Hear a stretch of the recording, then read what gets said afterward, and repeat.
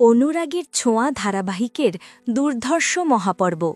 অভ্রজিৎকে মৃত্যুর মুখ থেকে ফিরিয়ে এনে সুদীপার প্রতি পরিবারের ভুল ধারণা দূর করল আদিত্য। অভ্রজিতের মা পরমাসহ চ্যাটার্জি বাড়ির সকলেই সাদা শাড়ি পরে অভ্রজিতের মালা পরানো ছবির সামনে তার শ্রাদ্ধের আয়োজন করে।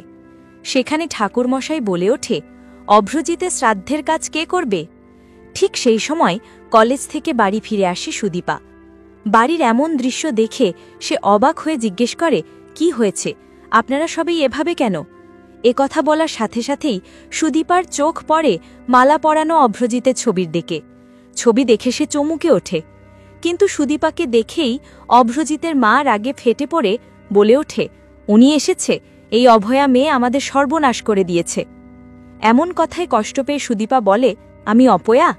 অভ্রজিতের মা আরও রেগে ধাক্কা দিয়ে তাকে বাড়ি থেকে বের করে দিতে যায়।